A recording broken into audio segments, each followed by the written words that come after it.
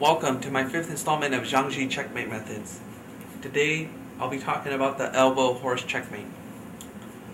Now before I begin, let me just explain some basic xiang terminology. The vertical lines are the files, whereas the horizontal lines are the ranks. The two features of the elbow horse checkmate are that we have our horse occupying the second rank, and that we use one or more pieces to enforce the checkmate. So here we start off with a pretty straightforward example. Red makes a great sacrifice by capturing green elephant. Green here, as you can see, really can't do anything but take our sacrifice. Now we move our horse, the red horse here. Look around. I mean, what else could green do here but continue his attempt at checkmate? So he pushes his pawn up a place. But we now move our red horse to the second rank, checkmating our general. Here's a second example of the elbow horse checkmate. We start with red rook coming to occupy the fourth file here. Green replies by pushing his soldier up one spot, checking our general. But really here he's one step too short, so we capture the green soldier. Green replies by pushing his rook over to the sixth file.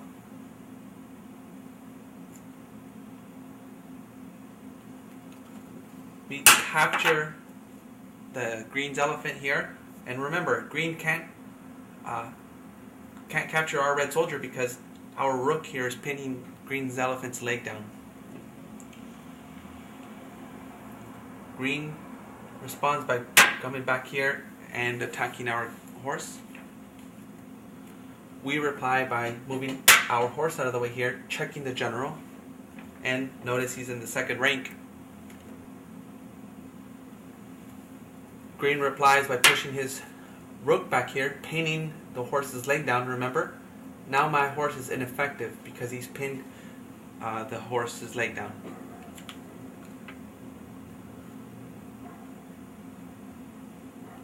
We continue attacking with our soldier, check.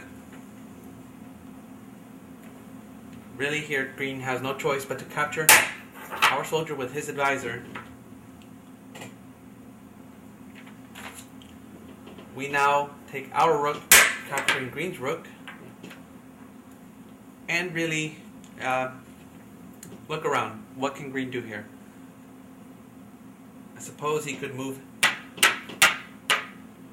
his elephant around. That's the choice. Really, he can push his pawn up, but let's just do that here since it's just as helpful as having moved his elephant around.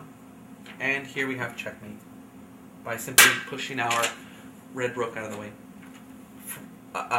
Before our own piece was pinning our horse's leg down, but we just move him out of the way and uncover it. Checkmate. Here we have our third and final example of elbow horse checkmate. We start with rook, red rook coming to the center file to check the general. Green replies by moving his advisor in the way here. Now you may wonder, why doesn't green just simply take the red rook with his elephant? And I'll show you why at the end of the game. We now have our horse here in their second rank. Classic elbow horse checkmate. Check. Green has no choice but to move his general over. Now here, we're going to sacrifice our red rook anyways. Check. Green captures with his advisor. Now we continue attacking with our red cannon. Check. Green knocks the catapult out from underneath us.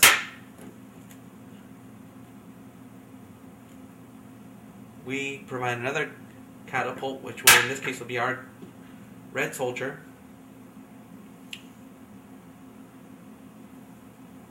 Green now puts a second piece in the way, deflecting the heat from his general and putting it onto his advisor. But we now just simply capture that advisor with our soldier. Checkmate. Right? Because the general can't move up without staying in check, and he can't move here because of the horse. Checkmate. Now remember when we were back in this position, right after the first piece that I had said it was not a good idea to capture with the elephant. So here I'll show you why. Suppose elephant captures our rook. We now move our horse here. Again, elbow horse checkmate. Check. Green replies by pushing his general up. We bring our cannon down here. Check. Green can only put his rook in the way there. And we capture with our pawn. Checkmate.